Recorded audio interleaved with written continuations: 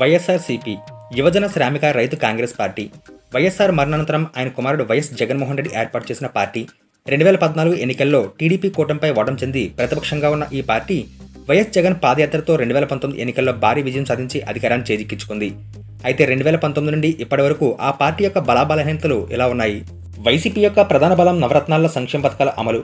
ఇప్పటి వరకు ఏపీలో ఏ పార్టీ చేయలేని సంక్షేమ పథకాలు ప్రవేశపెట్టి వాటిలో 95% పైగా అమలు చేసిన ఘనత వైసీపీ ప్రభుత్వానికి దక్కుతుంది. రాష్ట్ర ఆర్థిక పరిస్థితి ఎలా ఉన్నా సంక్షేమ పథకాలు అమలు చేయడంలో మాత్రం ప్రభుత్వం ముందు ఉందని చెప్పాలి. ఇక వెనకబడిన ఎస్సీ, ఎస్టీ, మైనార్టీలకు అండగా ఉండడంలో కూడా ప్రభుత్వాన్ని అభినందించాలి. బడుగు బలహీన వర్గాల పార్టీగా పేరు తెచ్చుకున్న వైసీపీ వాళ్లకు అండగా నిలబడింది. ఆయా కార్పొరేషన్ల పేరిట వారికి సహాయ సహకారాలు అందించింది.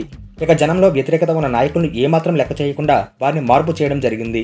ఇక వైసీపీ ప్రభుత్వానికి మరో ప్రధాన బలం సచివాలయ వాలంటీర్ వ్యవస్థ. గతంలో ఎవరికైనా ఏదైనా సమస్య ఉంటే ప్రభుత్వ కార్యాలయాల చుట్టూ తిరగవలసి వచ్చేది. కానీ ఇప్పుడు వాలంటీర్లు ఇంటికి వెళ్లి ఆ సమస్యను తెలుసుకుని తక్షణమే వాటి పరిష్కారానికి కృషి చేస్తున్నారు. ప్రతి నెల పెన్షన్ తీసుకోవడానికి పూటల తరబడి అక్కడ కూర్చుని ఉండవలసి వచ్చేది. కానీ ఇప్పుడు 1వ తారీఖునే ఇంటి వద్దకు వచ్చి పెన్షన్ ఇవ్వడంతో వారికి పూటల తరబడి కూర్చునే ఇబ్బంది లేకుండా పోయింది. ఇక నాడు నేడు పథకం కింద స్కూళ్లు, ఆసుపత్రులు అభివృద్ధి గురించి అయితే మాటల్లో చెప్పనవసరం లేదు. ఒకప్పుడు ప్రభుత్వ పాఠశాలంటే విరిగిపోయిన బెంచీలు, నల్లని బోర్డులు, పాడుపడ్డ బంగ్లాల్లా ఉండేవి. కానీ ఇప్పుడు కార్పొరేట్ స్కూలుకు పోటీ పడే విధంగా పాఠశాలను తీర్చిదిద్దారు. దీంతో పేద విద్యార్థుల తల్లిదండ్రులు హర్షం వ్యక్తం చేస్తున్నారు. ఇక గతంలో ఎన్నడూ లేని విధంగా 30 లక్షల మందికి ఇళ్ల పట్టాలు అందించి జగనన్న కాలనీని ఏర్పాటు చేయడం ప్రభుత్వానికి సానుకూల అంశంగా మారవచ్చు. గత ప్రభుత్వాలు ఇళ్ల స్థలాలు ఇస్తామని చెప్పి ఇవ్వకపోవడం, తాము అధికారంలోకి వచ్చిన వెంటనే ఇళ్ల స్థలాలు ఇస్తామని చెప్పిన హామీని జగన్ నెరవేర్చడం వైసీపీకి ప్రధాన బలం. ఇక లబ్ధిదారుల ఖాతాల్లో ప్రతి ఏటా డబ్బులు పడటంతో వెనకబడిన వర్గాల వారికి ఆ డబ్బులు ఉపయోగపడతాయని, అది తమకు కలిసి వస్తుందని వైసీపీ యోచన. ఇక విశాఖలో జరిగిన గ్లోబల్ సమ్మిట్లో అనేక ఎంఓయూలు సాధించి భవిష్యత్తుపై ఆశలు చిగురింపచేశాయి. ఇక విద్యా విధానం విషయంలో కేరళను వెనకనెట్టి దేశంలో అగ్రస్థానం నిలపడంలో వైసీపీ ప్రభుత్వం సక్సెస్ అయిందని చెప్పాలి. ఆశ్చర్యం ఏమిటో తెలుసా? ఏ అభివృద్ధి కూడా చేయని వారికి, ప్రజలకు ఏ మంచి కూడా చేయని వారికి, ప్రజలకు మోసాలే చేసిన వారికి, ఈ రాష్ట్రానికి కూడా అన్యాయం చేసిన వారికి ఇంతమంది స్టార్ క్యాంపెయినర్లు ఉన్నారు. కానీ ప్రతి పేద ఇంటికి అభివృద్ధి ఫలాలు అందించిన మీ బిడ్డకు, ప్రతి పేద ఇంటికి మంచి చేసిన మీ బిడ్డకు ఎలాంటి స్టార్ క్యాంపెయినర్లు లేరు. కానీ మీ బిడ్డ వీళ్ళందరినీ నమ్ముకోలేదు. మీ బిడ్డ వీళ్ళందరికీ కూడా ఈ సందర్భంగా గట్టిగా చెప్పాలనుకుంటా ఉన్నాడు. వీళ్ళందరికన్నా ఎక్కువ స్టార్ క్యాంపెయినర్లు మీ బిడ్డకు ఉన్నారు అని కూడా చెప్పడానికి మీ బిడ్డ సంతోషపడతా ఉన్నాడు. ఇక వైసీపీ ప్రధాన బలహీనతలు చూసుకుంటే అందులో ప్రధానమైనది 3 రాజధానుల అంశం. రాష్ట్రం ఏర్పడి 10 సంవత్సరాలు కావస్తున్నా ఇప్పటికీ ఏపీ రాజధాని ఏది అంటే చెప్పలేని పరిస్థితి.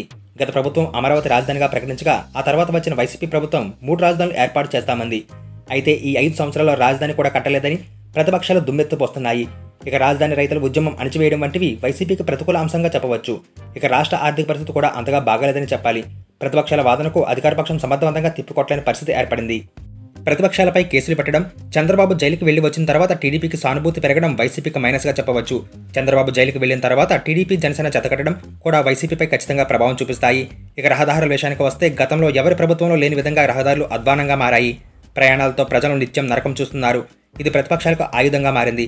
రహదారుల విషయంలో ప్రతిరోజు ఏదో ఒక చోట నిరసనలు హోరెత్తుతూనే ఉన్నాయి.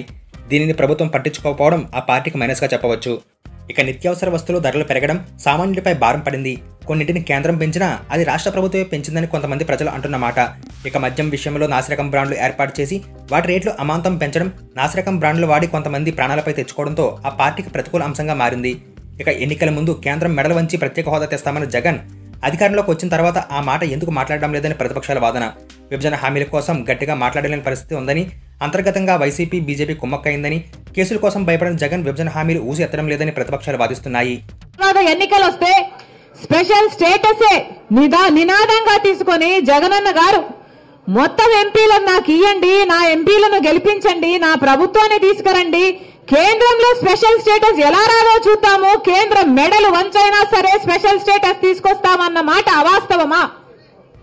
ఇక ఏపీ ప్రజల జీవనాడి అయిన పోలవరం ప్రాజెక్టును ఆయా తేదీలకు పూర్తి చేస్తామని చెప్పడం, కానీ ఆ తేదీలకు పూర్తి కాకపోవడంతో ప్రతిపక్షాలకు అవకాశం కల్పించినట్లు అయ్యింది. ఇక గెలిచిన తర్వాత జగన్ పార్టీ కేడర్కు జనాల్లోకి పెద్దగా రాకపోవడం కూడా ఆ పార్టీకి మైనస్గా చెప్పవచ్చు. ఇది ఇలా ఉండగా 2024లో జరగబోయే ఈ ఎన్నికలు గతంలో ఎన్నడూ లేనంత ఉత్కంఠకు దారితీస్తున్నాయి. సంక్షేమ పథకాలను నమ్ముకుని జనంలోకి వైసీపీ వెళ్తుండగా అభివృద్ధిని నిర్లక్ష్యం చేస్తుందంటూ ప్రతిపక్షాలు ఆరోపిస్తున్నాయి.